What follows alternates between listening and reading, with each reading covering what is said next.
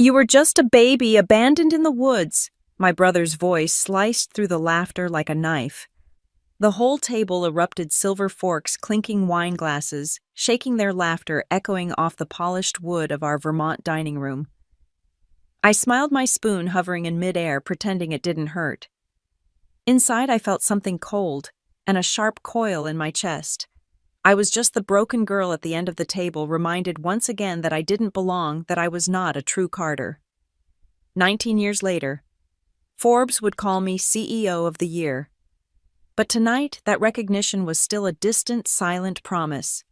Snow pressed against the windows, and the world outside glowed white under the Christmas lights. The smell of roasted turkey and cinnamon candles filled the air, but all I could taste was bitterness. My mother, Margaret Carter, sat poised at the head of the table, red velvet dress flawless, her smile practiced. My father, Charles, stayed quiet, his eyes lowered toward his plate. Across from me sat Logan, my brother. His tailored navy suit hugged his frame. His expensive watch glinted with every dismissive gesture, and his smirk never faltered. I wore a sweater 2 winters old and a prosthetic leg that creaked when I shifted. It always reminded me I didn't move like the rest of them. Logan leaned back in his chair, swirling his wine. "You know, Mom," he said loud enough for everyone to hear, "some people work for their success. Others just live off the family name." My mother chuckled, thin and airy. "Be nice, Logan. It's Christmas." He turned his gaze to me, that same mocking grin spreading. "Oh, I'm just joking. We should celebrate our little miracle, right? The wild baby Dad found in the woods." A hush rippled through the table, before the laughter came, hesitant at first, then growing. My uncle barked a laugh. My aunt covered her mouth to hide a smile. I sat still, spoon frozen, midair. "Logan, that's enough," my father murmured, his voice flat. But Logan wasn't finished. "I mean, come on. It's a great story. A crying baby half frozen in the Vermont woods, rescued by a good Samaritan. How many people can say their sister came from a fairy tale gone wrong?" My mother shook her head, smiling the way people do when they're embarrassed but too proud to admit it. "He's exaggerating," she said softly, sipping her wine. "Don't take it seriously, Lena." The laughter came again, louder this time. I stared down at my soup, my reflection warping in the silver spoon, my face twisted and small, the candlelight burning behind me. Inside I wanted to scream, to throw the glass, to shout, "Why did you save me if all you ever do is remind me I don't belong?" But my body didn't move. My lips just curved into the faintest smile. "Guess we should be grateful," Logan continued. "If Dad hadn't found her, she'd probably be living in some foster home right now. Or worse." His fiancée Caroline, a flawless woman with perfect teeth, giggled. "That's awful, Logan." He grinned. "What, I'm kidding. She knows I love her." The word love dripped from his mouth like a lie. My father's fork clinked against his plate. He didn't look at me, but I felt the tension radiating from his side of the table. My mother poured herself another glass of wine, avoiding my eyes completely. I breathed slowly, fighting the sting in my throat. "Don't cry. Not here. Not now." The laughter faded, replaced by the hum of the fireplace and the faint sound of wind brushing against the windows. I dared to look up. Logan's grin was wide, his eyes gleaming with victory. He'd gotten exactly what he wanted, my silence. But my father's eyes met mine. For the briefest second, something passed between us. He didn't smile. He didn't speak, but his look said everything. "Hold on." I nodded slightly enough for only him to notice. My chest tightened, but this time it wasn't from pain. It was something quieter, something heavier, resolve. When dinner ended, the others drifted toward the living room, the sound of carols playing from the old record player. I cleared my plate, carried it to the kitchen, and stood alone by the sink. My reflection in the dark window looked like a ghost. Behind me, their laughter floated through the hall, warm, easy, unbroken. I climbed the stairs to my small attic room, every step echoing against the wooden floorboards. The house smelled of pine and baked apples, but my room smelled faintly of cold metal and worn blankets. It always did. I closed the door and leaned against it, breathing in the silence. My prosthetic leg hissed slightly as I unlatched it, and set it beside the bed. My right thigh scarred and uneven throbbed from the long evening. I rubbed the skin gently, the memory of pain older than my mind, but written into my body. Across the room sat a small wooden wardrobe, and at the bottom, under old sweaters and forgotten things, was a suitcase, the same one I had when they found me. The leather was cracked, the handle frayed. I pulled it out and sat it on the bed. Inside was a faded baby blanket, yellowed with time, and a photograph my father, younger then, holding a tiny bundle in his arms. Snow all around. My beginning. I traced the outline of his face with my finger. He had saved me, yes. But I'd spent every day since trying to prove I was worth saving. Outside snow fell heavier, brushing softly against the window pane. The house was quiet now, the only sound was the faint ticking of the old clock downstairs. I looked down at my leg, at what was gone, at what was left, and whispered to the empty room. They think I was abandoned. But I was chosen to survive. The words came out steadier than I felt. I sat there for a while, staring at the photo, at the suitcase, at the snow swirling beyond the glass. For a moment, I imagined the woods where I'd been found, dark, frozen, silent. And I thought of that baby, the one they mocked crying alone in the cold. I wondered if some part of her still lived inside me, still reaching for warmth that never came. I closed the suitcase gently and slid it under the bed. Then I turned to the window, the world outside, silver and endless. Someday, I whispered, they'll remember this night. And they'll wish they hadn't laughed. I let the words hang in the air like frost. My breath clouded the glass, and for a second, I saw my reflection again, not small this time, not broken. Just quiet. Waiting. That night I learned silence wasn't a weakness. It was a weapon. A promise carved deeper than any scar. And 19 years later, when I stepped off that private jet with Forbes waiting to crown me Woman CEO of the Year, I kept it. I found the file by accident.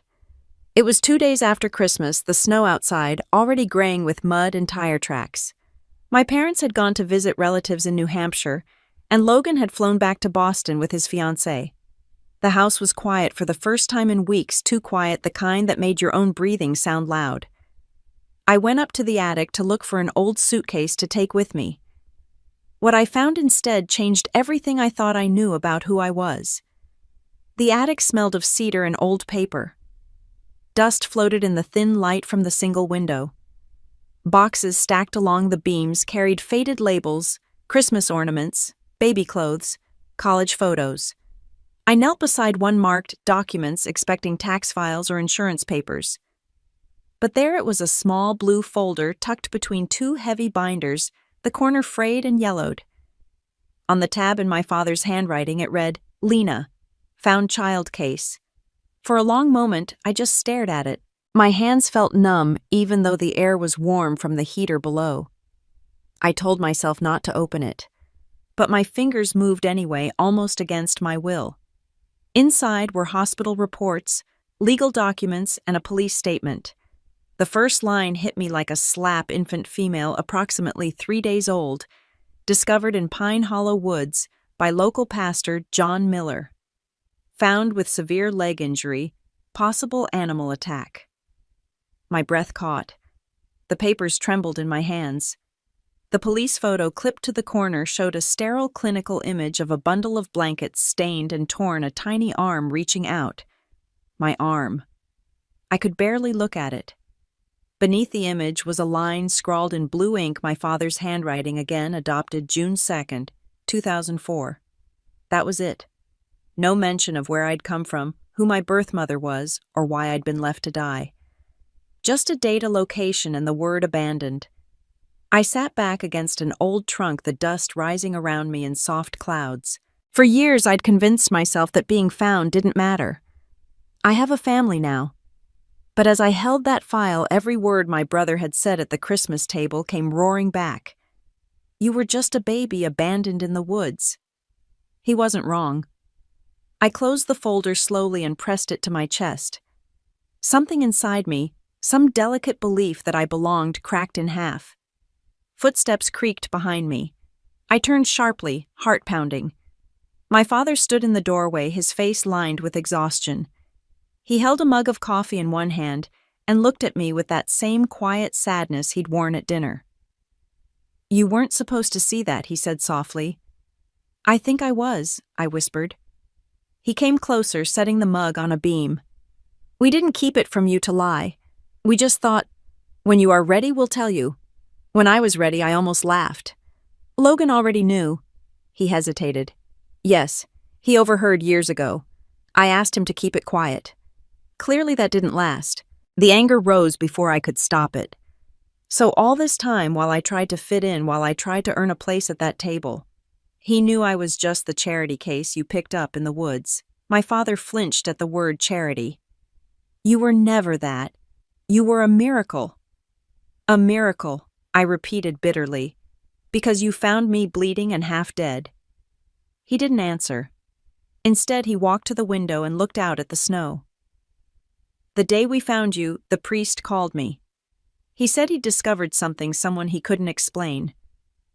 I went out there expecting to find a body. But when I saw you, I knew I couldn't walk away. I called your mother. We took you home."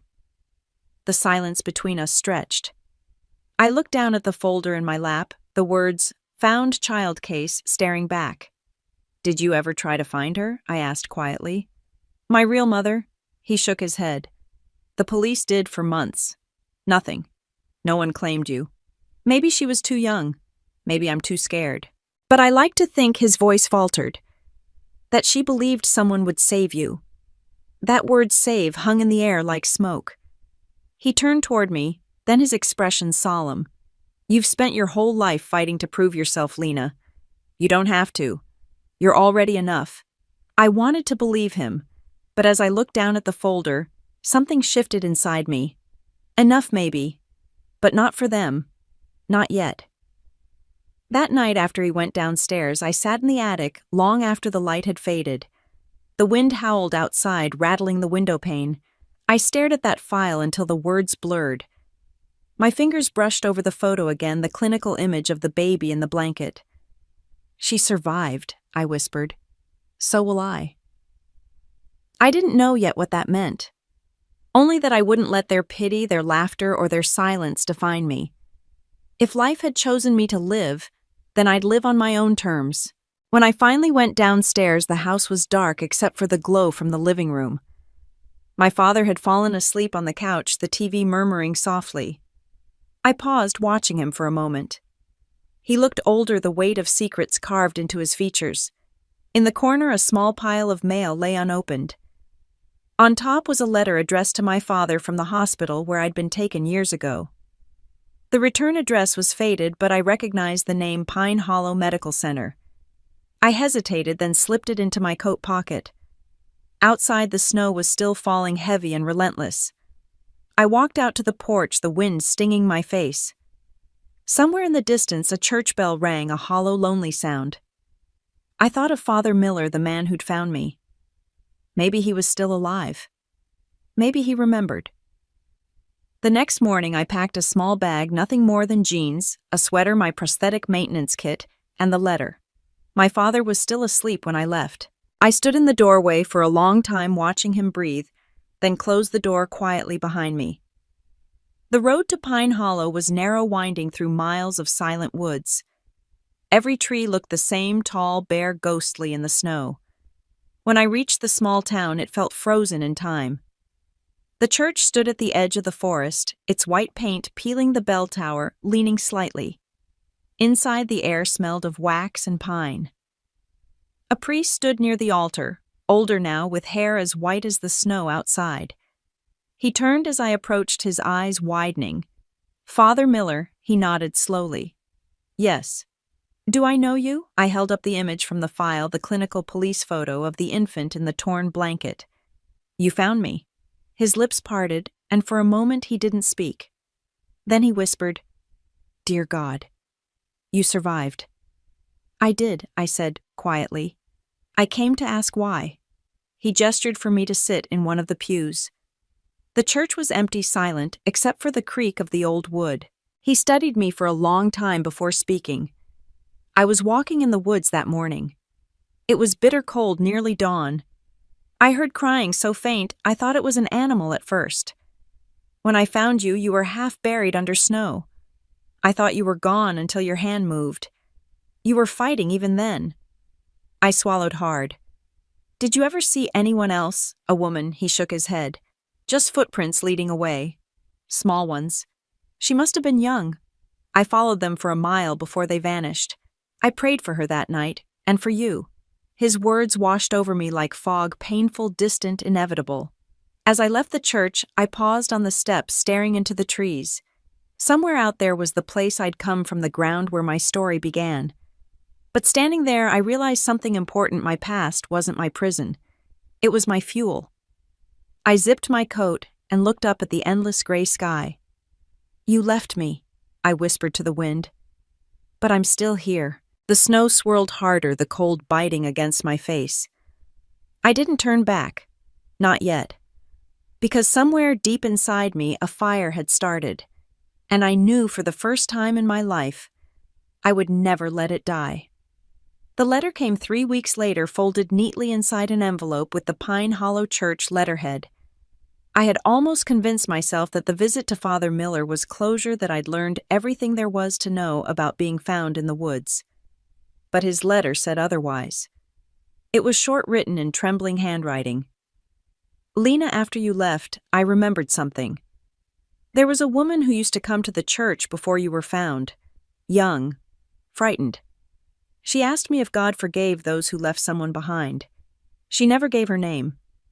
But I think she was talking about you. The paper shook in my hands as I read. Beneath his words, a second note. If you truly wish to understand why you survived, live a life worthy of being found. That line stayed with me. For days it echoed in my head whenever I looked in the mirror or heard my prosthetic click against the wooden floor. Live a life worthy of being found. I didn't know what that meant yet, but I knew I couldn't stay in Vermont any longer. My father was kind when I told him I wanted to move. He didn't ask questions, just handed me a few $100s and said, "Go where you'll be seen for who you are, not where you came from." I had saved $2,000 from years of odd jobs. I packed the same suitcase, the one that had once held my baby blanket, and drove to New York with my prosthetic leg, that money, and more determination than sense. New York was everything Vermont wasn't. Loud, ruthless, alive. The streets smelled of gasoline and ambition.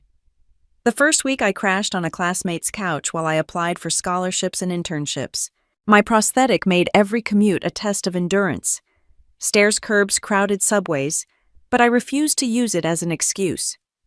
At the community college where I enrolled, I studied engineering and computer science. Every night I sat in the lab long after the others left, staring at the circuits and code that seemed to breathe beneath my fingertips. Machines didn't care about pity.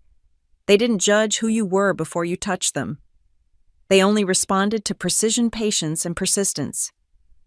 One night while tinkering with a 3D printer, a spark hit the side of my prosthetic. The plastic melted slightly, leaving a tiny mark near the ankle joint. It didn't hurt, but the smell of burnt material stayed with me. As I stared at the mark, an idea began to take shape. Something wild, impossible, but real. What if a prosthetic could adapt itself, not just move like a limb, but think like one? The thought terrified me. It also consumed me. I started sketching designs in an old notebook, curved sensors, AI microchips that could learn walking patterns, lightweight materials that could adjust to terrain. I called it NeuroStep. For weeks I built prototypes out of scrap parts from the lab. My classmates laughed. "You're wasting your time," one of them said. "No one funds personal projects like that, especially not from someone with no connections." He wasn't wrong. The school's tech grants went to polished students with fancy resumes and family donors. I was just a quiet girl with a limp and a dream. But dreams have a way of growing teeth when you feed them with rejection. By the end of the semester, I had a crude prototype, ugly, half-functional, and barely holding together with duct tape. But when I strapped it on, something happened. The joint moved smoother than my old one. The sensors adjusted to my weight in real time. for the first time since childhood, I could run. I laughed out loud, spinning in the empty lab. The noise startled the janitor, mopping the hall. "Careful, miss," he said, grinning. "You look like you just saw a miracle." Maybe I had. I entered a startup competition that summer mostly to test my luck. The pitch took place in a converted warehouse downtown, rows of folding chairs, nervous students, and 3 judges with stone faces. My hands shook as I explained NeuroStep, an AI-driven prosthetic that adapts to the user's movement using neural feedback loops. When I finished, one of the judges, a woman named Dr. Elise Grant, leaned forward. "Did you design this yourself?" "Yes," I said, swallowing hard. "It's still crude, but it works." The second judge, a venture capitalist, frowned. "What's your background? Family in engineering?" I shook my head. "Just me. And a file that says I shouldn't be alive." They blinked, unsure how to respond. Dr. Grant smiled faintly. "Well," she said, "life seems to suit you." I didn't win the competition. But 2 weeks later, I got an email from her. "If you're serious about NeuroStep, I have a lab you can use." It was a small space in Brooklyn, cramped, cold, but mine. I spent every night there soldering wires, coding neural models, eating instant noodles, while the hum of machinery filled the air. When the first fully functional prototype came to life, it felt like holding lightning. I sent a video demo to Dr. Grant. She replied within the hour. "It's time you meet some investors." The first investor meeting was a disaster. The men in suits barely hid their condescension. One of them, a gray-haired executive, interrupted 5 minutes into my presentation. "You're saying this leg can think, yes, in a way," he laughed. "That's cute. But people don't want toys. They want reliability." I thanked them anyway, packed my things, and left. Outside, the city lights blurred with tears. For a moment, I thought about giving up selling the design to anyone who'd take it. But then I remembered the attic, the folder, the crying baby in the snow. That baby didn't quit. I worked through the nights, rewriting code, printing new components, testing every joint until my hands bled.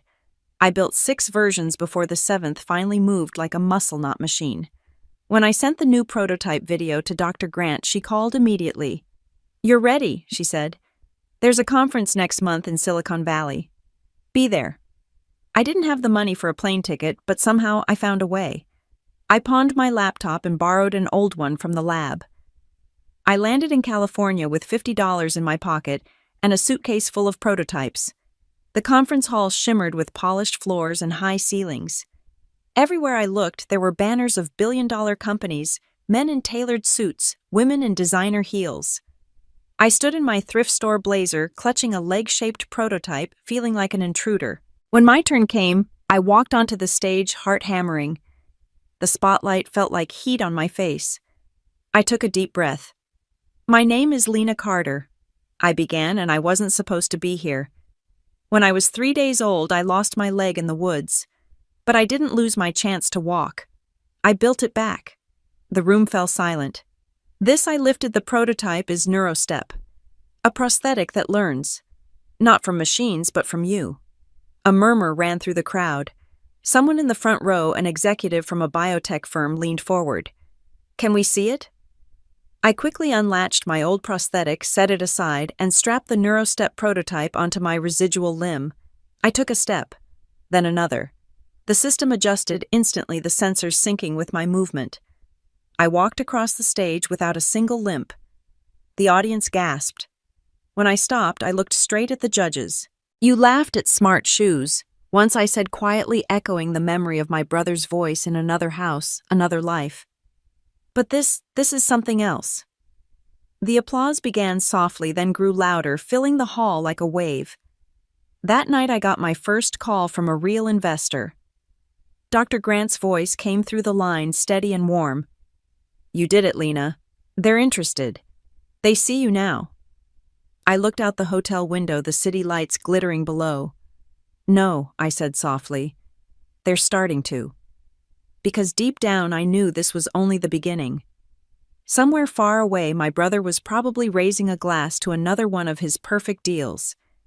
He had no idea that the girl he mocked at Christmas dinner had just built something that would change both of our lives forever. The first article came out 2 months after the conference. It wasn't in Forbes, not yet, but on a mid-level tech blog called Future Front. The headline read, "One-legged engineer builds AI prosthetic that thinks like a human limb." It went viral overnight. By morning, my inbox was flooded with emails. Investors, reporters, universities asking if I would speak at their seminars. The same people who once ignored me now called me a visionary. I stared at my phone as the notifications kept flashing, my hands trembling. For the first time in my life, the world didn't look at me with pity. They looked at me with awe. Dr. Grant called that afternoon. "Welcome to the circus," she said dryly. "You're officially on the map. Now the real work begins." Her lab had become my second home, concrete floors, humming servers' walls, covered in whiteboards. Together, we registered NeuroStep Technologies as a company.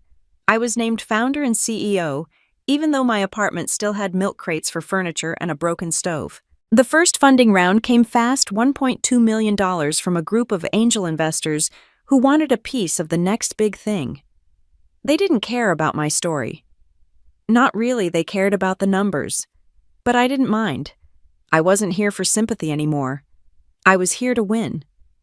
Still, I couldn't escape the irony. The product I was building for people like me, those who'd lost something, was being sold to men in pressed suits who'd never missed a meal. They shook my hand and called me inspiring, but I could see it in their eyes. To them, I was still the anomaly, the broken girl who got lucky. Dr. Grant saw it too. "They'll underestimate you," she said one night as we worked on the neural interface prototype. "Let them. That's your advantage." I smiled. "You sound like you've done this before." She laughed. "I've been the only woman in a room full of men since the 90s. Trust me, being underestimated is just camouflage." We stayed in the lab until sunrise, soldering circuits and testing algorithms. When the prototype finally synced seamlessly with my neural signals, we both cheered like kids. The sensor data showed something extraordinary, a 98% adaptation rate. For the first time, the artificial limb wasn't just reacting, it was predicting. That week, Future Front ran a follow-up story. NeuroStep raises, 1.2 million founder calls it. Only the beginning. My photo was on the homepage standing in front of the lab, the prosthetic leg visible under rolled-up jeans. I hadn't expected the photo to matter, but it did. Messages poured in: veterans accident survivors, parents of children with disabilities. They weren't writing about the tech. They were writing about hope. One message from a woman in Ohio stayed with me. "My son lost his leg in an accident. He's 8. He saw your picture and said, 'She's like me.' Thank you for letting him see what's possible." I printed it and pinned it above my desk. By fall, we had 5 employees, a mix of engineers, interns, and one marketing manager named Kevin, who never stopped talking about brand identity. The lab buzzed with energy even when we ran out of coffee and sleep. Every mistake, every bug, every circuit failure was another step toward something bigger. But success has a strange way of making ghosts stir.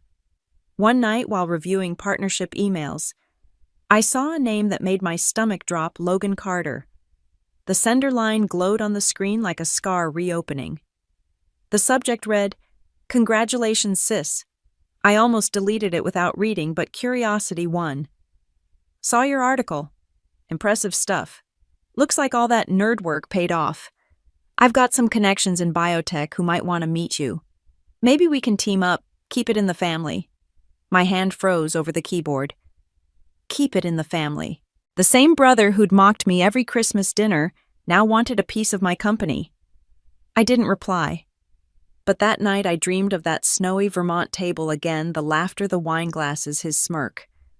I woke up drenched in sweat, heart pounding. When I told Dr. Grant about it the next morning, she just said, "Success doesn't erase the past. It attracts them." Weeks passed. The company grew faster than I could keep up. We secured partnerships with hospitals across 3 states, and my name started appearing on panels and podcasts. People started calling me the comeback queen, though I'd never really had a kingdom to return to. Then Forbes called. It was a short interview request, 15 minutes, they said. Just a feature for their Women in Innovation issue. I nearly dropped my coffee while reading it. Forbes. The same magazine that had decorated Logan's bookshelf for years. The same one he used to quote at the dinner table when talking about real success. The interview took place in a glass-walled office overlooking Manhattan. I sat there looking out at the city, thinking of the quiet paneled dining room in Vermont. This time, I was the one doing the talking. The journalist, a sharp-eyed woman named Karen, started with easy questions, background funding, product testing.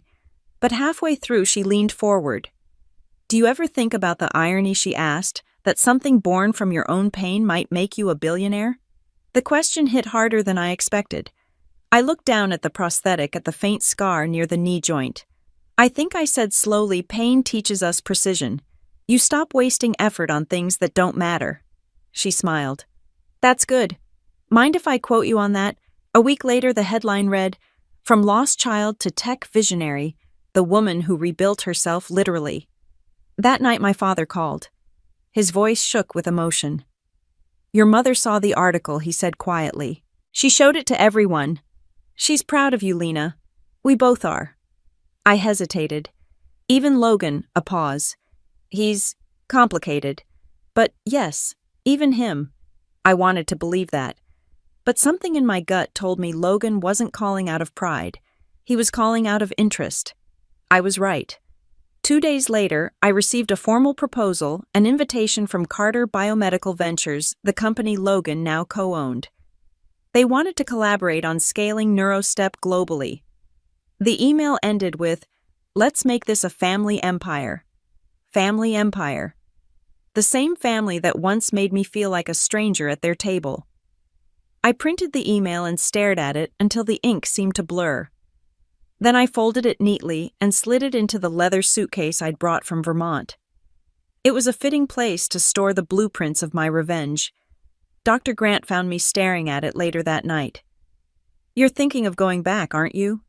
Not yet, I said softly. But someday. When the time's right. She nodded, understanding without me having to explain. Just make sure when you do, you're the one holding the fork. I smiled faintly. Oh, I will. That night I looked out over the city skyline from my apartment window. The lights shimmered like a million tiny promises. Somewhere out there my brother was plotting a reunion built on greed. But I had my own plan. I whispered to the city, to the ghosts, to the girl I used to be, next time they won't laugh. And for the first time in my life, I knew they wouldn't. It started with a phone call from my mother. I hadn't spoken to her in almost a year, not since the night I found that file in the attic and left Vermont without a word. Her voice was soft, hesitant. Lena, your brother's hosting a dinner. Thanksgiving. He wants you to come home. I froze in the middle of the lab, the soldering iron still hot in my hand. Thanksgiving, I repeated. After 19 years of being the family's punchline, she sighed. Logan's changed. He's calmer now, and your father misses you. Please, honey. Just one evening. I almost said no, but something in her tone, something tired, almost pleading, made me pause. Maybe it wasn't forgiveness I was after. Maybe it was the satisfaction of showing them who I'd become. Fine, I said finally. I'll be there. When I told Dr. Grant, she raised an eyebrow. You sure that's a good idea? Holidays are the battlefield of unresolved trauma. I know, I said, packing my laptop. That's why I'm bringing armor. Thanksgiving came cold and sharp that year. Vermont looked exactly as I'd left it. Gray skies, white fences, the smell of wood smoke curling through the air. As I drove up the long hill toward the house, memories clawed at me, the laughter, the whispers, the way my name always felt like a polite afterthought. I parked at the edge of the driveway and sat there for a long moment, gripping the steering wheel. The house hadn't changed either. The same red shutters, the same porch light glowing in the dusk. Through the window I could see silhouettes moving, Mom in her apron, Dad setting the table. Logan's broad frame leaning against the counter like he owned the place. I sat in the car watching the scene, feeling the old familiar squeeze in my chest. The scent of pine and cinnamon carried on the cold air was exactly the same as that long-ago Christmas a nostalgic, suffocating blend that promised warmth but delivered bitterness. This was the stage of my childhood torment. Every angle of the porch, every light refracting off the window pane held a memory of being made small. I had to remind myself that the girl who was leaving this car was not the one who had fled 19 years ago. That girl was running. This woman was making an entrance. I adjusted the neurostep beneath my trousers, feeling the comforting weight of the machine I had built. My armor wasn't metal. It was success integrity and the unshakable truth I now carried. I took one last deep, cold breath, letting the Vermont air sharpen my resolve, and walked toward the door. When I rang the bell, it was my father who opened it. His face softened immediately. "Lena," he said, voice trembling just slightly. "You made it." "Hi, Dad." He pulled me into a hug before I could react. "You look grown." I smiled faintly. "I should hope so." Inside the house smelled of cinnamon turkey and something nostalgic that hurt to remember. My mother turned from the oven, her hand still holding a roasting pan. For a heartbeat, she just stared. Then her lips quivered into a smile. "Oh, sweetheart." She set the pan down and came to embrace me, flowers still on her apron. "You look wonderful." "Thanks, Mom." And then there was Logan. He stood by the table, glass of wine in hand, wearing a tailored gray suit. The same confident smirk I remembered curved his lips, but there was something else now, something rehearsed, brittle. "Well, well," he said, stepping forward. "If it isn't the prodigal sister." I forced a polite smile. "You invited me, remember?" He laughed. "Yeah, I did. Figured it was time we all caught up. I hear Forbes likes you these days." There it was, the first jab disguised as charm. "Among others," I said evenly. "I guess they saw something worth printing." Dinner was served shortly after. The table was dressed like something out of a magazine, candles, golden napkin rings, a centerpiece of autumn leaves. But beneath the perfection, tension coiled like wire. Mom tried to keep the conversation light. "So, Lena, tell us about your company. We saw that interview. What's it called again, Neurostep, I corrected gently. "We're finalizing a deal with several hospitals next quarter." "That's incredible," Dad said, pride flickering in his eyes. "You've really built something, Lena." Across the table, Logan swirled his wine. "Hospitals, huh? I heard you got funding from some big firms out west. Who's backing you now?" I met his gaze steadily. "Private investors." "Why?" He leaned back, smiling thinly. "No reason. Just curious how you plan to scale something that expensive without more serious capital." There it was, the condescension under the mask. I set down my fork. "We'll manage. We're expanding slowly, intentionally. Quality over flash." He chuckled, spoken like someone who's never had to keep shareholders happy. "Maybe because my company isn't drowning in lawsuits," I said before I could stop myself. The room went still. My mother's fork clinked against her plate. "Lena," she said gently, "please. Let's just enjoy the meal." I exhaled, forcing a smile. "Of course." But Logan wasn't done. "You know," he said, swirling his glass again, "I've been thinking. There's real potential in what you're doing. With the right resources, our firm's reach, for instance, you could take Neurostep global overnight. Imagine that." I stared at him. "You mean your firm that's currently under federal review?" His smile froze. He took a long, sharp breath. "Don't believe everything you read. The press loves scandals." "Maybe," I said quietly. "But sometimes the scandal's real." He set his glass down, the sound sharp. "I'm offering you a chance to grow, Lena. Don't act like you're too proud for help." "Help," I repeated. "You mocked me for years. You told everyone I was a charity case. And now that Forbes calls me CEO, you suddenly remember we're family." His jaw tightened. "I was young, stupid, but I'm trying to make things right." "No," I said, leaning forward.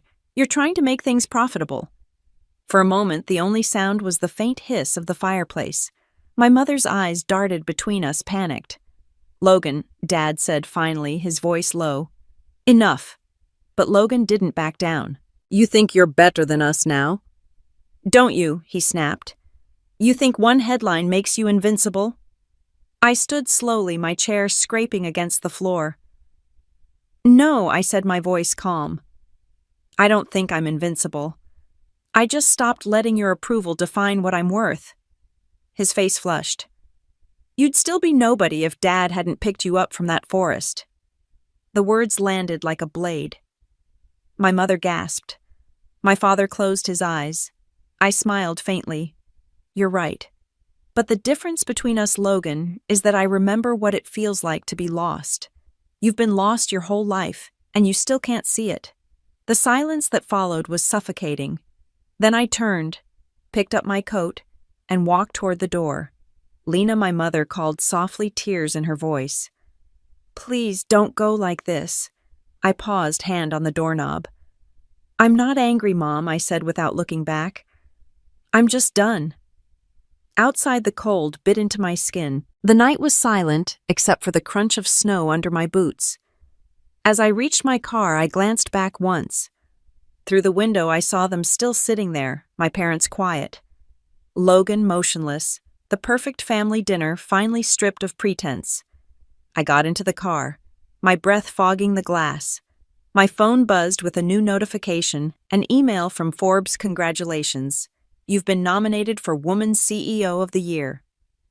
For a long moment, I stared at the screen, the irony burning deep in my chest. The girl who once sat at that table, invisible now, had her name printed beside the word Forbes.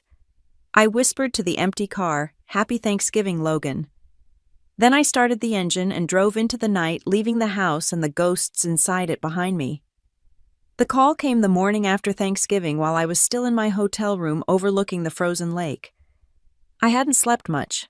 The conversation with Logan replayed in my head like a bad song, his sneer, his words, You'd still be nobody if Dad hadn't picked you up from that forest. So when the phone rang, and I saw an unknown Vermont number, I almost ignored it. But something instinct maybe made me answer. Miss Carter, a man's voice said. This is Father John Miller. I believe you visited me once years ago. My heart skipped. Father Miller, I thought you, he chuckled softly. Retired, yes, but not gone yet. I saw your article in Forbes. The world seems to know your name now. I sat on the edge of the bed. I didn't expect you to see that. You were hard to forget, he said. And there's something you should know. It's about the night you were found. The room seemed to tilt. Go on. He hesitated. There was someone else there that night. A hunter named Daniel Reeves. He was the one who called me after finding you. He's been looking for you ever since. Looking for me? Yeah. He lives outside of Burlington now. Said he owed you the truth. I think you should hear it. My throat went dry. Can you give me his address? An hour later, I was on the road. Snow whipped against the windshield as I drove north through winding back roads, the radio off, my heart pounding. Daniel Reeves lived in a cabin at the edge of a frozen river. When he opened the door, I saw a man in his 60s, weathered but kind-eyed. He stared at me for a long moment before speaking. I knew you'd come one day, he said quietly. I stepped inside. The cabin smelled of pine and coffee. A fire crackled in the stone hearth. You were there, I said, the night I was found. He nodded slowly. I was hunting. It was early morning, maybe 5 a.m. I heard crying near the old trail. At first I thought it was an animal, but when I got closer, it was you, wrapped in a torn blanket, barely breathing. My chest tightened. And the woman, she was there too, he said softly, not far away. I saw her before she ran. I froze. You saw her. He nodded again, staring into the fire. She couldn't have been more than 18. Her clothes were muddy, her face pale. She looked back once right before she disappeared into the trees. Did she say anything? He hesitated. She said, Tell her I'm sorry. For a moment I couldn't breathe. The words felt like a ghost reaching out of the past. She didn't come back, he continued. I brought you to Father Miller. I told him what I'd seen, but we agreed not to tell the police. The forest was a dangerous place for a secret that small towns weren't ready to understand. I looked at him, tears burning behind my eyes. Why are you telling me this now? He sighed. Because you deserve the whole story. And because she's gone now." The words landed like stones, gone. "She died 5 years ago," he said quietly. "Car accident. But before she passed, she left something behind for you." He walked to a drawer and returned with a small wooden box weathered and tied with string. My fingers shook as I untied it. Inside was a faded photo, a young woman with light hair holding a baby wrapped in a blue blanket. Me. "She gave that to Father Miller," Daniel said. "Said the baby would understand someday." I stared at the picture for a long time. The woman's face was soft, frightened, but there was something familiar in her eyes, a shade of light I'd seen every time I looked in the mirror. "Do you know her name?" I whispered. "Sarah," he said. "Sarah Whitmore." I clutched the photo. "Do you know why she left me?" "She didn't tell me," he said gently. "But she wasn't alone when she came into those woods. There was a man with her. I think he's the reason she ran." I looked up sharply. "A man," he nodded. "Older, angry. I didn't see his face, but I remember the sound of him yelling before she disappeared. She was running from him, I'm sure of it." I felt my stomach twist. "You think that man?" He shook his head. "I can't say. But some things, Lena, some things are better faced when you're ready." I tucked the photo back into the box. "I've been ready my whole life," I said quietly. He smiled sadly. "No one ever is." We talked for hours. He told me about the search that never made the papers, about the blood on the leaves, about the rescue that almost didn't happen. By the time I left, the sun had fallen and the woods outside were a dark blur. In the car, I held the photo against the steering wheel. I had spent my life chasing answers, but now that I had one, it felt heavier than before. When I reached the city that night, I went straight to the office. Dr. Grant was still there as always, surrounded by papers and data charts. "You look like you saw a ghost," she said, glancing up. "I think I did." I handed her the photo. She studied it quietly. "Your mother, her name was Sarah. She didn't abandon me to die. She ran to save me." Dr. Grant looked up. "From who I don't know," I said softly. "But I intend to find out."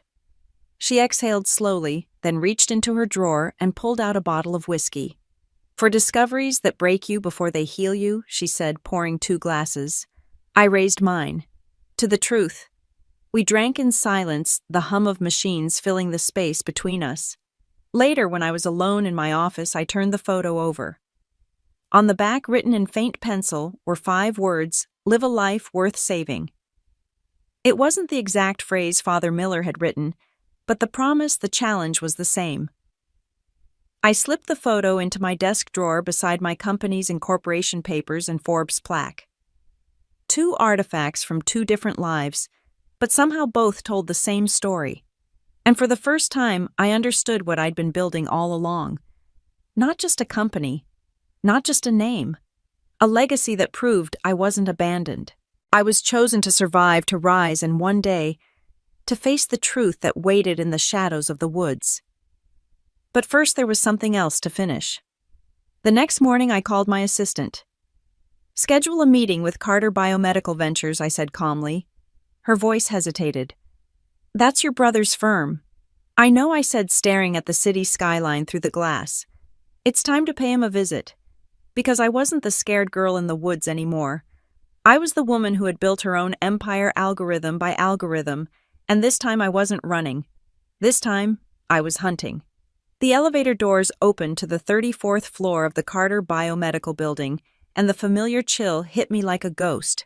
Everything looked the same: polished marble floors, sterile lighting, the faint smell of expensive cologne that always clung to my brother's offices. Only this time, I wasn't here as the poor orphan girl he used to mock. I was here as the woman who had Forbes on speed dial.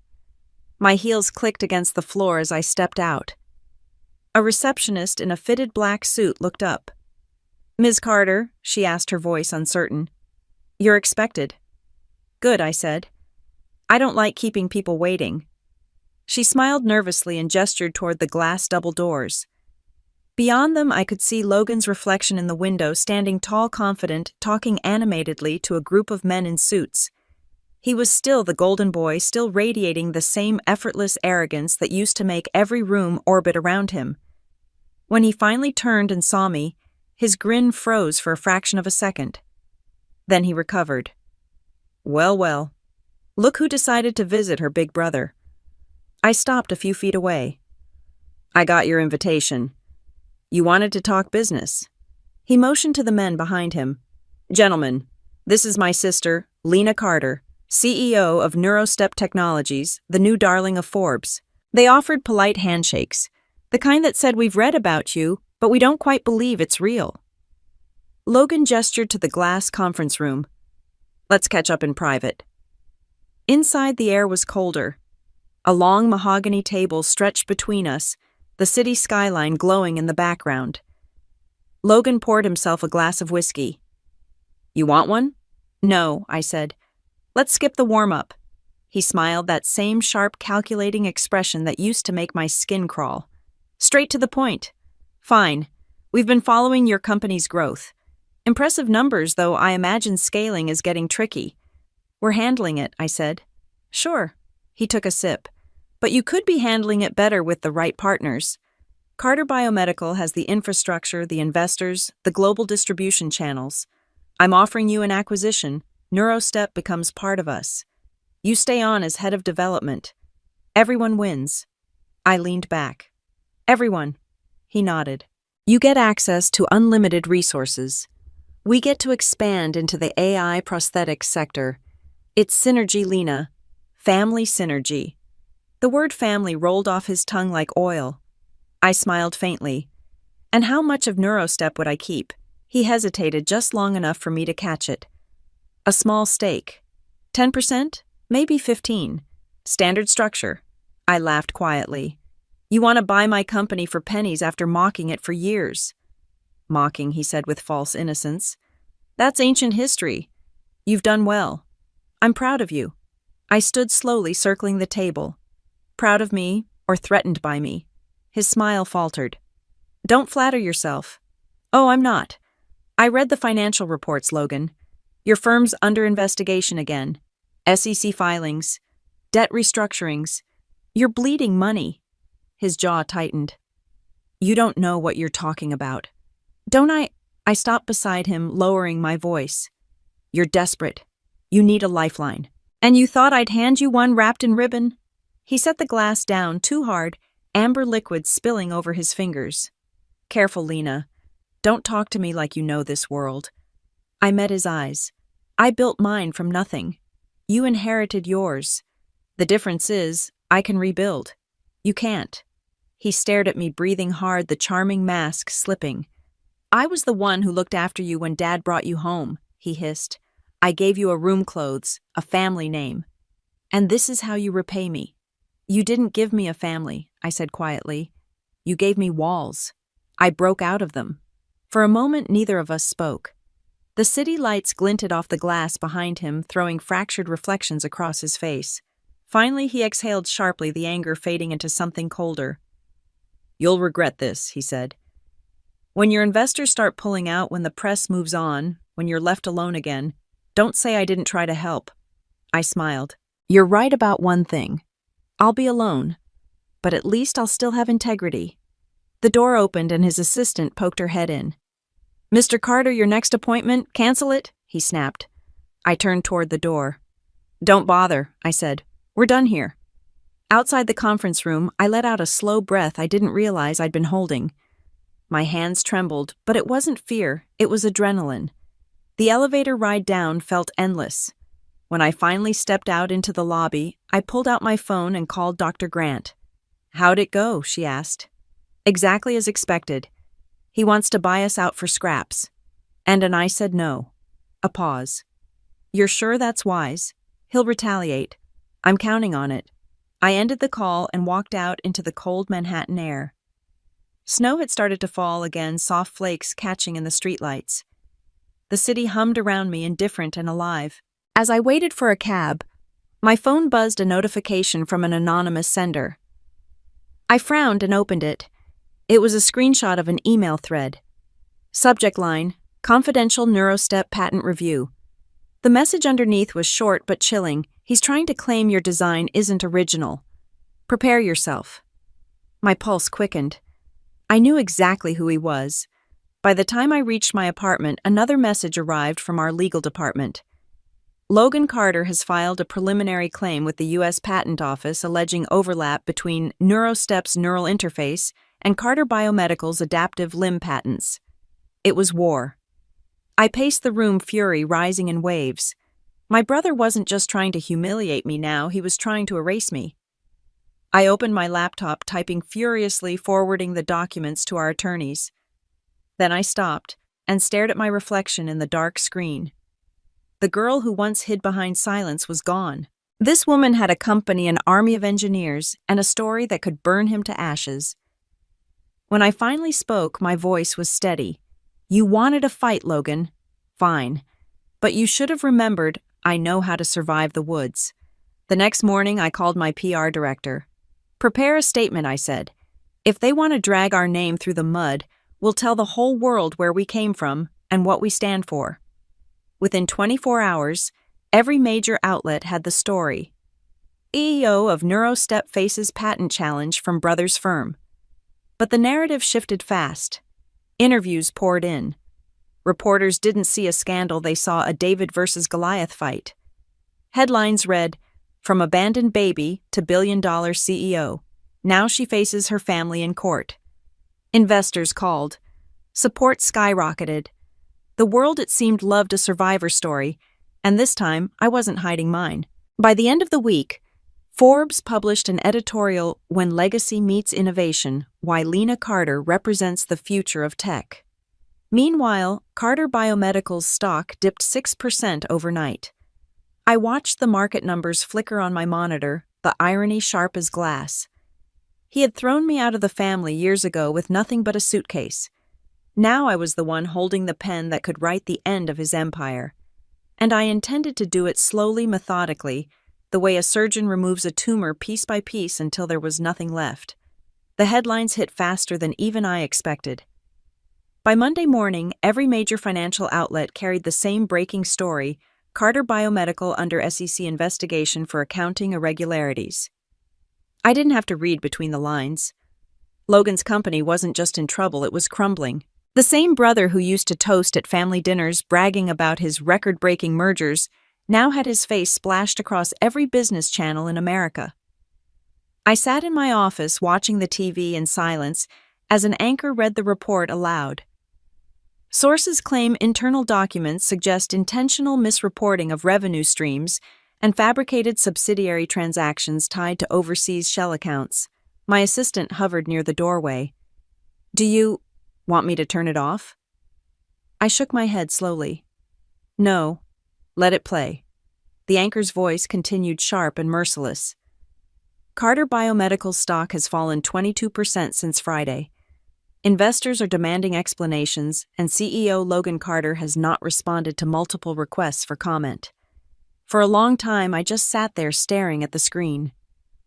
There he was, my brother, pale, sweaty, caught in a flash of cameras outside his Manhattan office. Reporters shouted questions, microphones lunged toward him. His perfect composure was gone. I should have felt triumphant, vindicated, and part of me did. But another part, the one that still remembered being the little girl at that long Vermont table, mocked for her stupid little inventions, felt something colder. No pity, just inevitability. Dr. Grant walked in carrying 2 coffees. "So the mighty have fallen," she said, setting one in front of me. "Looks like it," I said. "Are you ready for what comes next?" I looked at her. "What comes next?" She smirked. "When people like your brother start to drown, they don't go quietly. They drag whoever's closest down with them." She wasn't wrong. By that afternoon, my inbox was a war zone. Journalists, investors, analysts, everyone wanted a quote. Had I known about the investigation? Was my brother's downfall connected to the patent lawsuit? Was NeuroStep clean? I ignored them all. For now. Instead, I called my father. He answered on the second ring, his voice weary. "Lena." "Dad," I said softly. "I saw the news." A heavy sigh. "So did everyone. Your mother hasn't stopped crying. Is he... Okay, I don't know." He won't answer my calls. The board's forcing him to step down. They're saying he falsified numbers to hide losses. I closed my eyes. Did he? I wish I could say no, Dad said quietly. But your brother's been playing too close to the edge for years. There was a pause, then his voice broke slightly. I don't know what happened to him, Lena. Somewhere along the way, ambition turned to greed. I swallowed the lump in my throat. It runs in the family. No, he said firmly. It doesn't. You built something that helps people. He built something that helps himself. That's the difference. When we hung up, I sat in silence for a long time. Outside the city glittered under the winter sun, indifferent as ever. The next morning I woke to a voicemail from Logan. His voice was hoarse, almost unrecognizable. Lena, I need to talk to you. Please. You're the only one who'll still pick up. He was wrong about that last part. I didn't pick up. Not yet. But I didn't delete it either. By evening, the situation had worsened. Carter Biomedical's offices were swarmed with reporters. Employees were quitting in droves. On social media, hashtags like #CarterCrash and #FallenGoldenSun trended for hours. The empire he'd spent a decade building was collapsing in real time. And then came the part no one saw coming. A message from a Forbes editor popped up on my phone. We're updating our cover story. Would you agree to a follow-up interview? The contrast between your rise and your brother's fall is compelling. Compelling. That was the word they used. As if my life and his ruin were just another narrative thread for public consumption. Still, I agreed. Not out of vanity, but because silence would let others write my story for me. The interview took place 3 days later. The reporter, a sharp-eyed man named Michael, leaned forward as the cameras rolled. Lena, you and your brother built very different paths. When you see what's happening to him now, what do you feel? I took a breath. I feel proof. He blinked. Proof that you can't build an empire on lies, I said calmly. And that no one, no matter how powerful, is immune to accountability. It wasn't the answer he expected. But it was the truth. When the article came out, the headline was brutal, from the woods to Wall Street, how one sibling rose while the other fell. The photo showed me standing beside the NeuroStep prototype, calm and poised. Below it, a smaller image of Logan I's downcast face caught mid-expression, the perfect symbol of defeat. The article went viral overnight. And that's when he finally showed up. It was late past midnight when the building's security called. Mr. Carter is here. Should I send him up? I hesitated, then told them to let him up. When the elevator doors opened, I barely recognized him. His suit was wrinkled, his hair unkempt, his eyes red. The golden sun was gone. Lena, he said, voice shaking. I didn't know where else to go. I folded my arms. That's new for you. He flinched. I deserve that. I deserve worse. He stepped closer, desperation in his face. You have influence now, connections. If you could just speak to your investors, tell them I'm not what I cut in. Not guilty, not the man who tried to steal my company, not the brother who told me I didn't belong in this family. He looked down. I was wrong. About everything. I stared at him, searching for even a trace of sincerity. You said once I was just a baby abandoned in the woods. You used that to humiliate me every Christmas, every dinner, every time I tried to speak. Do you even remember? He nodded slowly. I remember. And I wish I didn't. I studied with him. You built your kingdom on pride. I built mine on pain. And pain lasts longer. Tears filled his eyes. Lena, please. I've lost everything. I stepped closer, lowering my voice. You haven't lost everything. You still have your time. You still have your father. You still have a choice what kind of man you want to be when there's nothing left to hide behind. He blinked. And what about you? Don't you want revenge? I smiled faintly. I already got it. It's called peace. For a long moment, neither of us moved. The city lights flickered behind the glass, reflecting two people who shared blood, but not the same soul. Then I turned away. There's a car waiting downstairs, I said quietly. It'll take you somewhere safe. But that's all I can do. Lena, goodbye, Logan. He didn't follow. As the elevator doors closed, I caught one last glimpse of him standing alone in the hallway, shoulders slumped, head bowed. That night I poured myself a glass of wine and stood by the window, watching the snow fall over Manhattan. Somewhere below, cameras flashed, headlines churned, and the world whispered about the Carters, the fallen, and the risen. And for the first time, I didn't feel like the baby abandoned in the woods. I felt like the silence that came out of it. The first snow of December came early that year, falling thick and quiet over Vermont, like the past refusing to stay buried. I hadn't been back to that cabin since the day Daniel Reeves told me about my mother. But now something pulled me north again, a restlessness I couldn't name, a whisper that wouldn't stop echoing in my dreams. The court had cleared me of any involvement in Logan's scandal weeks ago. Forbes had named me Woman CEO of the Year. The stock was soaring. Investors called me the future. And yet none of it filled the hollow space I felt every night when the city lights went out. So I drove. Alone. No driver, no assistant, no headlines. Just me and the road. When I arrived at Daniel's cabin, the door was ajar. I hesitated before stepping inside. The fire was out and the air was cold, but on the wooden table sat an envelope with my name written in trembling script. Daniel. I called softly. No answer. I opened the letter with shaking hands. Lena, if you're reading this, I'm gone. My heart wasn't built to last this long. But before I left, there's something you need to know. You weren't found by accident. The man your mother was running from, he wasn't a stranger. He was someone close, someone powerful. I didn't tell you before because you weren't ready. But now you are. Go to the old church on Millstone Road. In the back pew, there's a box buried beneath the floorboard. It will tell you everything. I sank into the chair, my pulse hammering in my ears. The firelight flickered against the window, the woods beyond silent and white. Someone close. Someone powerful. Only one name formed in my mind. I drove to Millstone Road before dawn, headlights cutting through the fog. The church stood abandoned, its steeple cracked, its doors chained loosely with rusted links. I broke them open easily and stepped inside. The air smelled of dust and time. My breath clouded in front of me as I walked down the center aisle past rows of empty pews. The place felt haunted by faith, by fear, by the secrets people once confessed and left behind. The back pew creaked as I knelt beside it. I ran my hands along the floorboards until I found one that shifted slightly under pressure. Using a piece of metal from my pocket knife, I pried it open. There, beneath decades of dirt, was a small tin box wrapped in wax paper. Inside were a stack of yellowed documents and a folded photograph.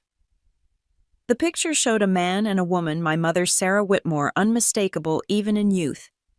And beside her, smiling, was a younger version of my adoptive father, Charles Carter. My stomach turned cold. I flipped through the papers, letters, bank drafts, and one birth certificate, mine. Only it didn't list father unknown like the copy I'd grown up seeing. This one had a name. Charles, Edward, Carter, his full name. The name my mother had known. I froze. He wasn't just the man who adopted me. He was the man my mother had been running from. The truth hit me so hard I couldn't breathe.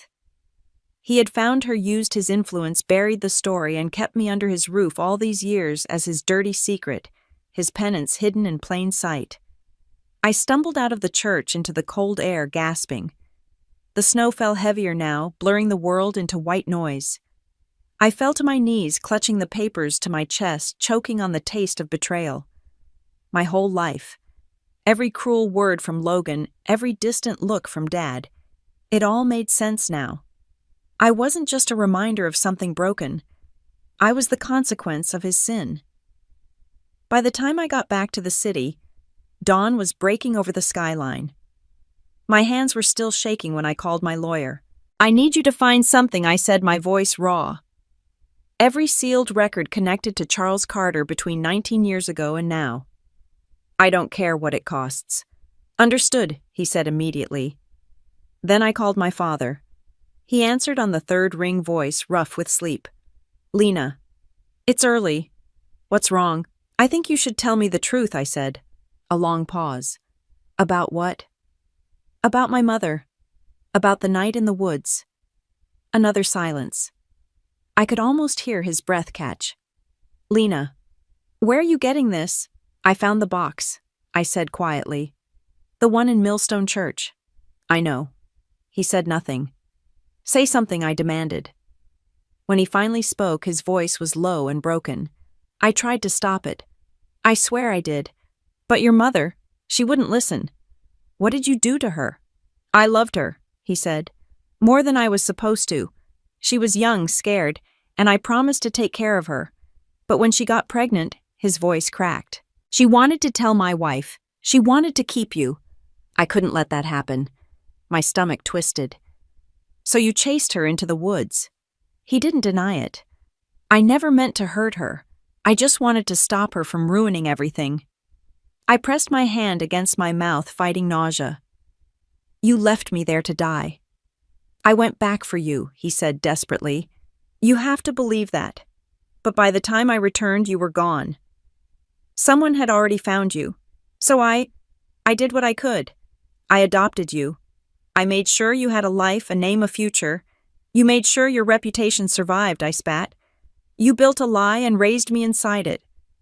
He was crying now, I could hear it. I thought I could make it right. I laughed bitterly. Right. You let your son treat me like trash. You stood by while he called me a freak, a mistake. You watched me limp through every Christmas dinner with a prosthetic leg, and you said nothing. Because I was afraid, he shouted. Afraid of what you'd think of me. Afraid of losing you. You lost me 19 years ago, I whispered. For a long time, neither of us spoke. Only the hum of the city filled the silence between us. Finally, he said, What are you going to do? I stared out the window, watching the sunrise burn through the fog. What I've always done, I said softly. Turn what you broke into something stronger. Lena, please. Goodbye, Dad. I ended the call and let the phone fall from my hand. My reflection stared back at me in the glass, steady, unflinching, alive. I wasn't the lost child anymore. I wasn't the secret he buried. I was the truth he couldn't hide. And this time, I wouldn't stay quiet. The next morning, my team found me in the office surrounded by old photos and legal files. Dr. Grant leaned against the doorframe. You didn't go home last night, did you? I looked up. No. But I found my story. She frowned. Your story. My real one, I said. The one he tried to erase. I handed her the birth certificate. Her eyes widened. Oh my God. I nodded. I'm going to tell it publicly.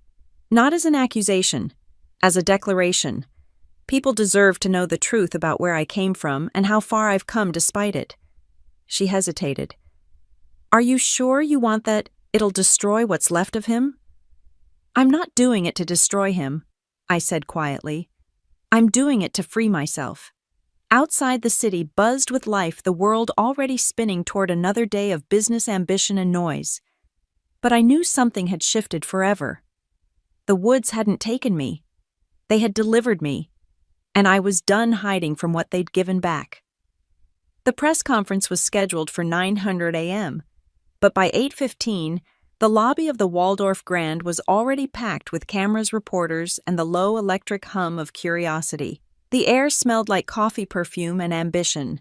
Every major network had shown up: Forbes, CNBC, The Times, even Vanity Fair. My communications director, Ava, paced beside me, holding a tablet. You're sure you want to do this, Lena? Once this goes public, there's no putting it back in the box. I stared at my reflection in the tall mirror, adjusting the collar of my navy suit. I've lived my whole life in someone else's box, I said quietly. It's time to burn it. Outside the glass doors, I could see the crush of microphones waiting like vultures circling a secret they could smell. Ava sighed. Then let's make sure they choke on the truth. At 9:00 sharp, I stepped onto the stage. The lights hit hard white, blinding, but I didn't flinch. Good morning, I began, my voice steady.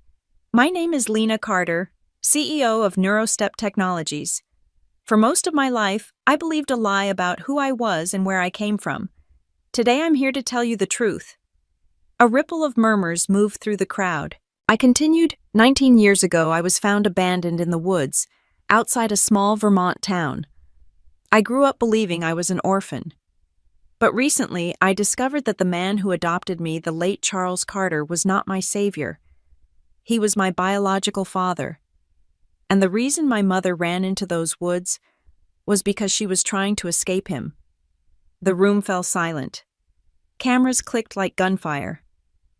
"I'm not here to destroy his legacy," I said. "I'm here to reclaim my own." Someone from the front shouted, "Are you saying your father was guilty of a crime?" I met their gaze. "I'm saying he was human. He made choices out of fear and power, and those choices shaped my life. But they don't define it." Another reporter raised a hand. "Why come forward now after his death?" "Because silence protects the wrong people," I said. "And I've been silent long enough." Behind me a screen flickered to life, showing a slideshow of Neurostep's achievements, rehabilitation programs, patients walking again, communities changed. "This," I said. Gesturing to the screen, "is what I've built from the ashes of that story. My mother's fear gave me life. My father's guilt gave me shelter, but my own determination gave me purpose." The applause came slowly at first, then louder, stronger, a wave breaking through the tension. I felt tears sting my eyes but blinked them away. To every woman who's ever been told her pain should stay quiet, this is for you. To every child who was told they were unwanted, your beginning doesn't decide your ending. When I stepped off the stage, my phone was already vibrating non-stop. Messages, notifications, missed calls. But one name made me stop cold. Logan. I hesitated, then opened it. It wasn't a text. It was a video. The shaky footage showed a dimly lit hospital room. Logan sat beside a bed, his face, pale, eyes hollow. "He's gone," he said, his voice breaking. "Dad's gone." The phone slipped from my hand. Ava caught it before it hit the floor. "Lena," I took a step back, dizzy. "He's dead." The next few hours blurred into a haze of travel arrangements and silence. I didn't cry. I didn't speak. I just sat by the window of the private jet, staring at the clouds, like they could explain why grief always felt so much like drowning. When we landed in Vermont, the winter air bit at my face. The Carter estate looked smaller now, stripped of its power. Reporters lingered by the gates, but security kept them back. Inside, the air was thick with flowers and quiet regret. Logan stood near the fireplace, a glass of scotch in hand. He looked older, emptied out. "You came," he said softly. I nodded. He was still my father. We stood in silence for a long moment. The crackle of the fire was the only sound between us. Finally, he said, "I saw your press conference. I'm sure you did. You told the truth." "Yes." He nodded slowly. "He deserved it." That surprised me. "You're not angry?" He gave a hollow laugh. "Angry, Lena. I spent my whole life trying to impress a man who couldn't even live with what he'd done. I used to think you were the family's shame.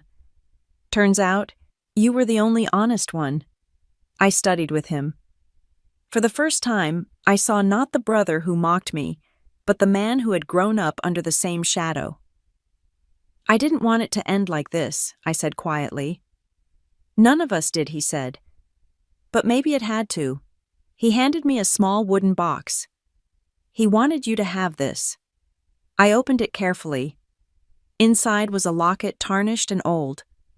I clicked it open. Inside was a photo of my mother holding me as a baby. On the opposite side, a note etched in tiny script, "Forgive me." Tears finally came, silent and uncontrollable. I hated the secret he carried, but I think I finally understood the man. Logan nodded. "That's how it works. Love and hate aren't opposites. They're the same weight on different scales." For the first time in years, we stood side by side, not as enemies, but as something fragile and unspoken survivors. That night, after everyone had gone to bed, I walked out into the woods behind the house. The snow was deep, the trees tall and silent. I stopped at the edge of the clearing where I'd once been found. The moonlight spilled across the ground, and I whispered to the shadows, "I forgive you, both of you." The wind stirred through the trees, soft and steady, as if the woods themselves were exhaling. When I returned to the house, I found Logan sitting on the porch, staring into the dark. "Do you ever think about what comes next?" he asked. I smiled faintly. "Every day." "Then what now?" "CEO of the year." "Now," I said, sitting beside him, "now I build something that lasts longer than pain." He nodded. "I'd like to help." I looked at him, really looked at him, and for the first time I saw not my rival, but my brother. "Then let's start with the truth," I said, "and build a better table." The dawn broke slowly, spilling gold light through the trees. For the first time in 19 years, I didn't feel like I was running from the woods. I felt like I was walking out of them, finally free. Spring came early that year, soft and golden over the Vermont hills. The air no longer bit at the skin, it wrapped around me like something forgiving. I hadn't been back to my childhood home since the funeral, and yet there I was again, standing at the old iron gate, watching sunlight ripple through the branches like pieces of memory. The Carter estate looked different now, smaller, quieter. The echoes of laughter and resentment had faded into the woodwork, leaving only the ghosts of who we used to be. Logan stood by the porch waiting. He wore a worn jacket and jeans, a stark contrast to the tailored suits he used to favor. For the first time, he looked human. No polish, no pretense. "You came," he said, a faint smile tugging at the corners of his mouth. "I told you I would," I replied. He opened the door and the scent of old wood and coffee drifted out. I made breakfast. Or at least tried to. I laughed softly. "That's a first. Don't get used to it," he said. "It's edible at best." The dining room was smaller than I remembered. Or maybe I had just grown too much to fit inside those walls of expectation. The table, once the stage of every family humiliation, stood bare except for 2 plates and a vase of wildflowers. This was the new table built on honesty. I sat down, running my fingers along the edge of the table, where years ago I'd carved my initials with a dull knife when no one was looking.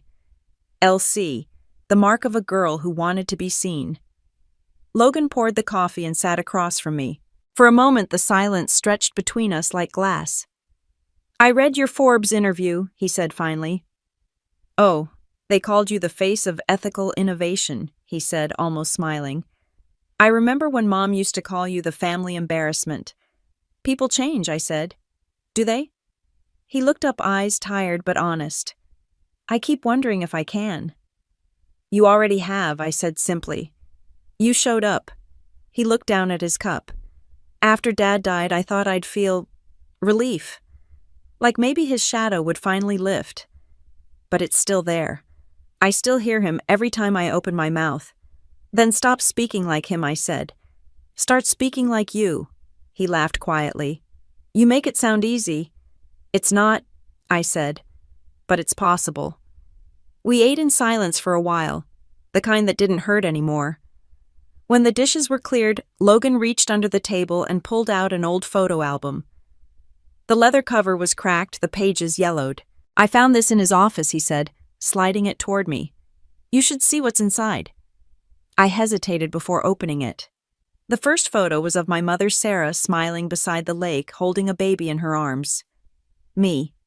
The next showed Dad standing in the background, watching her with an expression I couldn't name. Love, regret, fear, maybe all 3. The following pages were filled with letters, her handwriting delicate but strong. "For Lena when she's old enough to understand." I traced the ink with my fingers. "She wrote to me," I whispered. Logan nodded. He kept them, every single one. I turned the page and began to read. "My sweet girl, if you ever find this, I hope you know that running wasn't about leaving you. It was about saving you. Sometimes love means walking away before the world can take everything from you. But I believe in you. I always did." My throat tightened. "She knew," I said softly. "She knew I'd make it out." "Maybe she did," Logan said. "Maybe she saw what the rest of us were too blind to." I closed the album and exhaled slowly. I'm going to find her grave, I said. She deserves to be more than a secret in a box. He nodded. I'll go with you. We drove through the narrow mountain roads until we reached a small clearing overlooking the valley. The churchyard was quiet, a thin fog curling around the old headstones. I found her name near the back, Sarah Whitmore, beloved daughter and mother. Someone had placed fresh lilies at the base of the stone. I knelt beside it, brushing away a layer of frost. Hi, Mom, I whispered. It took me a while, but I found my way back. The wind rustled through the trees, carrying the faint scent of spring. I placed the locket, Charles's final gift, on the grave. He said he was sorry, I added. I think he meant it, even if it came too late. Logan stood behind me, hands in his pockets. You think she can hear you? I know she can, I said. She's been with me all along. We stood there in silence, two survivors of the same storm finally facing the calm. As we walked back to the car, Logan said, You ever think about what's next? All the time, I said. NeuroStep's expanding into prosthetic neurointegration. We're launching a foundation in Mom's name, free technology for kids born with mobility loss. He smiled. That sounds like something she'd be proud of. I hope so, I said. But it's not about pride anymore. It's about legacy. Back in the car, he turned to me. You know there's one more thing I need to do. What's that? He hesitated. I owe you an apology. For every cruel word, every dinner where I laughed at you, every time I made you feel like you didn't belong. I looked at him, eyes soft. You don't owe me anything, Logan. We were both just kids trying to survive the same lie. He nodded slowly. Still, I'm sorry. And for the first time in 19 years, I believed him. When we reached the edge of the property, I looked back at the woods, those same trees that had once nearly claimed my life. But this time, they didn't look dark or haunted. They looked alive. The road stretched ahead, golden in the fading light. Logan broke the silence. You think we'll ever be okay? I smiled faintly. We already are. He laughed under his breath. So where to now? CEO of the year. I turned to him, eyes glinting. Home. But not the one we came from, the one we build next. As the car rolled down the mountain, I opened the window and let the wind rush through my hair. The past, the pain, the lies, they didn't disappear. But they didn't own me anymore. I had come full circle from the baby abandoned in the woods to the woman who built her own empire from the ground up. And for the first time in my life, I wasn't running toward success or away from shame. I was simply free.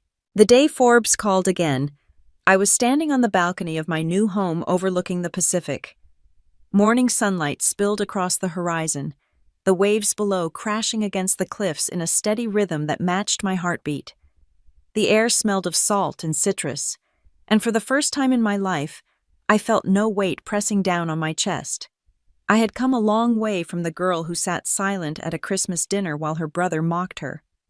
From the baby found crying in a forest to the woman whose name now appeared beside Forbes Woman's CEO of the Year. 19 years had passed since that night in the woods. 19 years of being told who I was, what I couldn't do, what I didn't deserve. And yet, here I was alive, whole, stronger than any of them ever imagined. When the call ended, I set my phone down and walked back inside. The walls of my study were lined with letters, handwritten notes from patients who had walked again because of NeuroStep, from parents who thanked me for giving their children hope. Some of the letters were framed. Others were tucked into glass boxes like keepsakes. There was one in particular that I touched every morning before starting my day. It was from a young girl named Maddie, born with one leg, who had written in bright pink ink, "Because of you, I don't hide my scars anymore. I race with them." That letter meant more to me than every award, every headline, every dollar in my bank account. It was proof that what I built out of pain had turned into purpose. The doorbell rang, breaking my thoughts. I turned, expecting Ava or one of my assistants, but when I opened the door, it was Logan. He looked better than he had in years. The anger was gone, replaced by something quiet, humble. He held a paper bag and a bottle of wine. You always were impossible to surprise, he said with a grin. I had to learn early, I said, stepping aside to let him in. He looked around the house, whistling under his breath. So this is how CEOs live. Only the ones who used to sleep in labs, I replied. Wine. He nodded, setting the bag on the counter. I brought takeout from Mom's favorite place. Though we could have dinner, no cameras, no speeches. I smiled, just family. We ate on the terrace, watching the sunset bleed orange into the ocean. For once, there were no pretenses between us. Just two people who had survived each other. After dinner, Logan leaned back in his chair, staring at the horizon. You know, I used to think success was about winning. Having the best job, the biggest house, the loudest applause. But now I see, it's about peace. I nodded. Peace takes longer to earn than any promotion. He looked at me. Have you ever thought about him, Dad? Sometimes, I said. But not with anger anymore. I think he knew what he destroyed. And maybe that's enough punishment. He was quiet for a while, then said softly, He'd be proud of you, you know.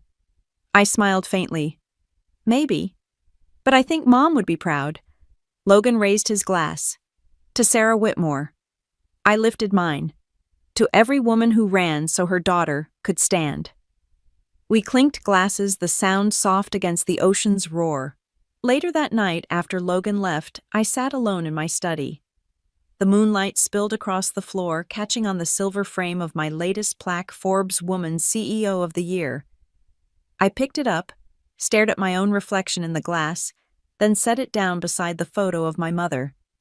Her smile stared back at me, soft and eternal. See, Mom, I whispered. I made it out of the woods. My phone buzzed a message from Ava. Forbes wants a quote for their profile headline tomorrow. Something about resilience or revenge, they said. I typed back, tell them it's not revenge, it's restoration. Then I set the phone aside. I walked out to the balcony again, the night air cool against my skin. The city lights shimmered below a constellation of human ambition. But above them, the stars glowed quieter, older, uncaring of money or legacy, yet infinitely more enduring. I thought of every night I'd spent chasing approval, every time I'd begged for recognition. The cruel laughter at the dinner table, the years of scraping by in labs, the rejection emails, the humiliation.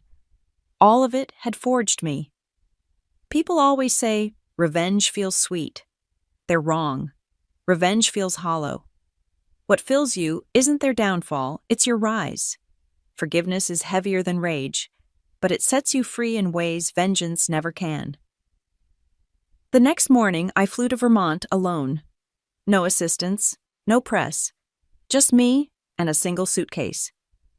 I drove up the familiar winding road until I reached the clearing where it had all begun. The woods were alive again, green open, no longer haunting.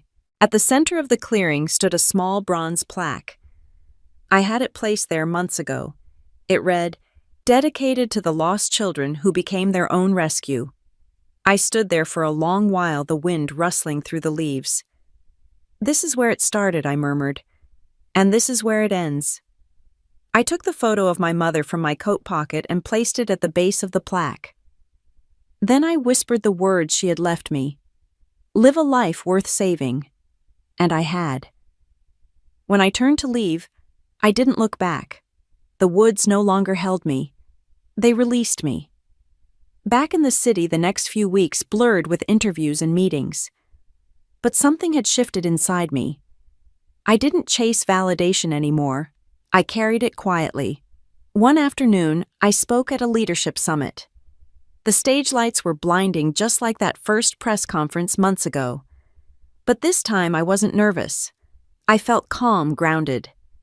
I began my speech the same way I began my life story. Once I was a child left in the woods. People said I'd never walk, never belong, never matter. But life has a strange way of proving that what tries to break you becomes what builds you. The forest that almost killed me became the metaphor that saved me. The audience was silent. You could feel the air shift. When people mock you, when they doubt you, when they say, "You're nothing, remember this," you don't owe them anger. You owe yourself greatness. After the applause faded, I stepped off the stage. Reporters rushed forward, but I brushed past them, heading toward the exit. Outside, the sky was streaked with orange and pink. I breathed deeply, letting the noise fade behind me. Success, I realized, wasn't the award, the company, or the recognition. Success was walking through the same world that once broke you and feeling nothing but peace. That night, as the waves crashed below my balcony and the stars blinked awake above, I poured a glass of wine and whispered to no one in particular, I made it. But even that wasn't quite right. I didn't just make it. I became everything they said I couldn't. And that was the truest victory of all. To anyone listening, to every woman who's ever been dismissed, to every daughter told she was lucky just to survive, remember, this survival isn't the end. It's the beginning. The world may have given you scars, but only you decide if they become your burden or your blueprint.